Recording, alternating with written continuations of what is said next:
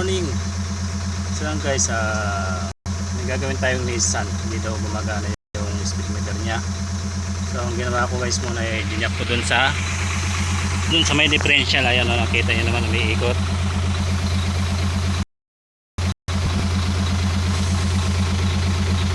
Ayan guys, kita nyo naman umiikot yung gulong. Dinyak ko yun guys, dinyak ko. So kakambyo lang natin dito. Yan, i-release nyo lang yung max tapos ikakambyo natin. So tingnan nyo naman guys. So Nissan to yan guys, Nissan. So may ahangin na tayong konti pa lang.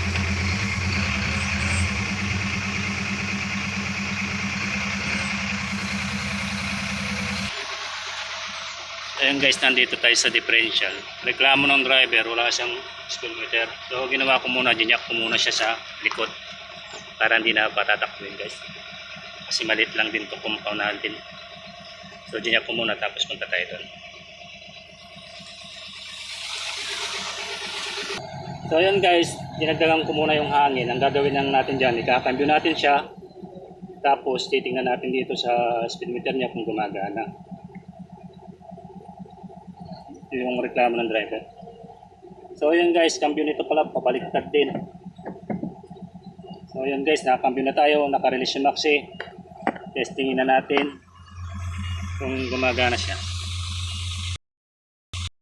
Bitawan natin yung clutch.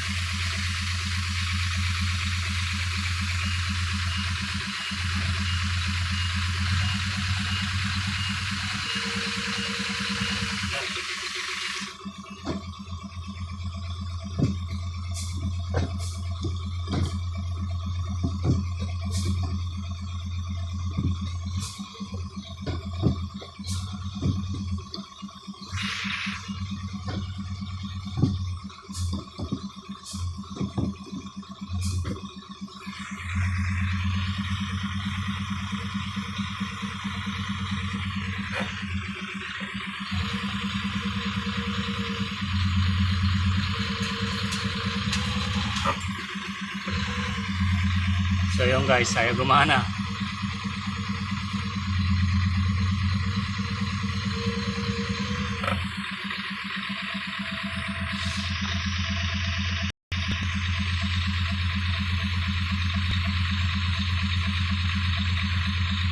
So yun guys, ayaw gumana.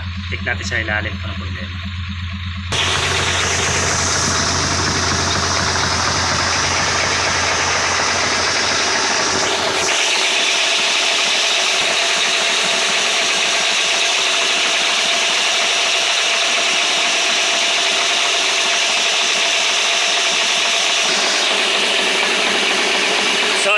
Ito yung speedometer niya.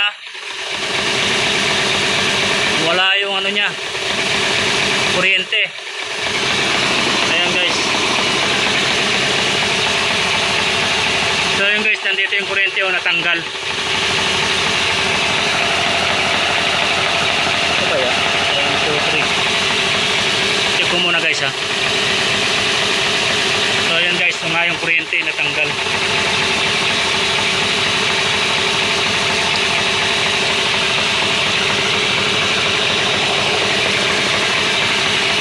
So ito naman yung lock. Dito niya ilagay Ito yung lock niya guys.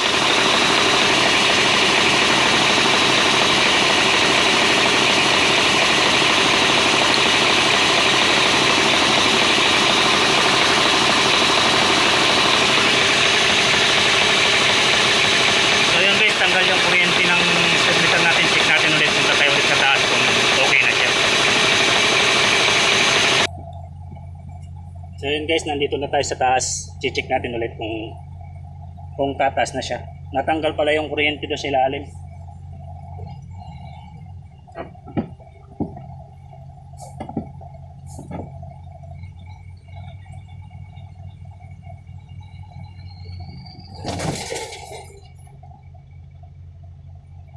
Tanggal yung wait. So ayun guys, okay na siya. Yun lang ang naging diferensya niya. Natanggal yung kuryente sa ilalim ng sa niya, sensor. So yun guys, maraming salamat. Thank you guys. Ganun lang troubleshoot.